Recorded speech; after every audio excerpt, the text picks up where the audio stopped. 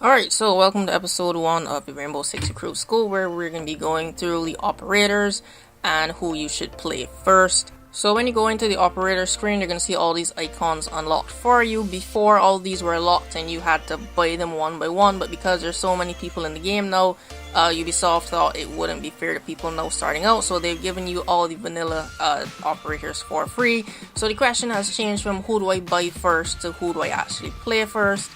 So before I jump into the recommendation of who you should play first, I'm just going to give you a quick summary of all the operators in Rainbow Six Siege. So in Siege, all the operators have different gadgets and abilities, which puts them in different roles, which can all be categorized kind of like this. For this video, I'm just going to be dealing with the vanilla operators and not any of the DLC operators. I'll leave that for a different video. So in Siege, whichever operator you pick, 9 times out of 10, there's someone on the opposite team who is a direct counter to their ability or gadget. So going through the different lists, we have Thermite. He deals with destruction of the reinforced walls. You know, those big metal barricades that you put up. He deals with taking those down. He is the only vanilla operator that can do that. And then we have the 2 operators who deals with destruction of soft walls.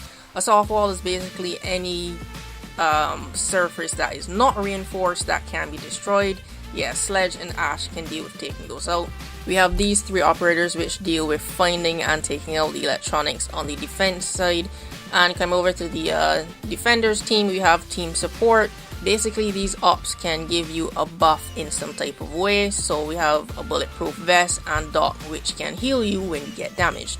Now the blockers deal with stopping people from getting into the room. They can stop breach charges, they can stop drones from getting in the rooms, and they can even stop frags from being thrown into the rooms. So their roles are to keep people and stuff from outside of the room. Now the reason why the deterrent ops aren't grouped in with the blockers is because the blockers, they tend to deal with electronics. So they deal with breach charges and drones, but they can't physically stop people from coming into the room. The deterrent ops, however, they can do that. And the trap operators are self-explanatory. You set traps and the attackers fall for them and get damaged.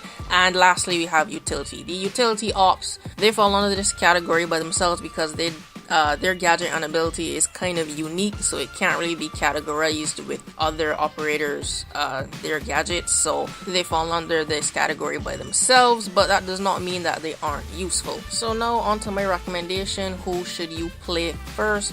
I'm going to start with the attacking side, and you should play these operators first. So I could recommend Sledge, IQ, and Thatcher first of all. Why? Well, first of all, their weapons, they have pretty good weapons, but they're not too, they don't stand out too much. So they have a good amount of recoil that should be easy for a beginner to handle. They do a good amount of damage, and the accuracy is pretty good for all of their loadouts.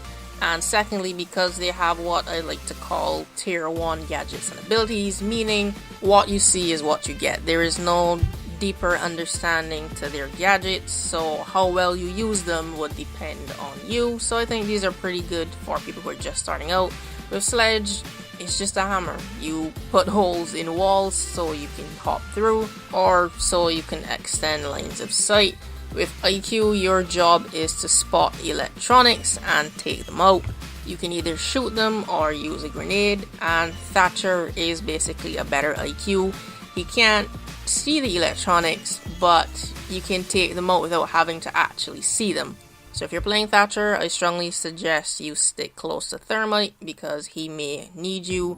They're a very good combination. A lot of people like to recommend Ash to beginners. I don't, because of her weapons. They have a crazy amount of recoil and rate of fire.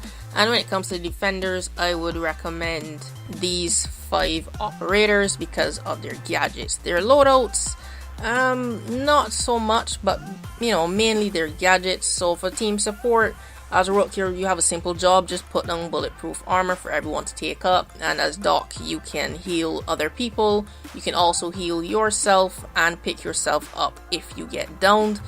As Jaeger, your job is just to stop grenades or flashbangs from coming into the room. So yeah, it's pretty simple. Just place down the ADS devices close to the entry points so they catch any objects being thrown into the room.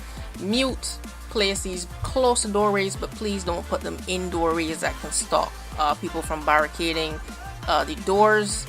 could put them against reinforced walls to stop thermite, and close to vents to stop drones from coming in. And lastly, KAPKAN, you just set up traps at doorways so you can, any unsuspecting operator will be damaged by the laser trip mine. And yeah, that's it. I recommend those operators. Again, you're free to play whoever you want, try out all the operators, but those are ones that I recommend because they are the easiest to learn. And since you're new to Siege, I would actually recommend staying away from these 3 operators. These 2 specifically because friendly fire is on, so you're most likely to kill one of your teammates by using one of these. And this operator thermite because he's very valuable to the team.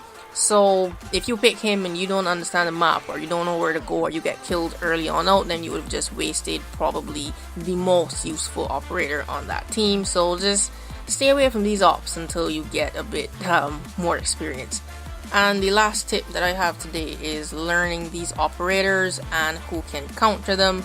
So these are a lot of operators to try to remember and what they do. So the good thing about that is if you can't remember their names, you can look at the icons. Their icons tell you exactly what they do.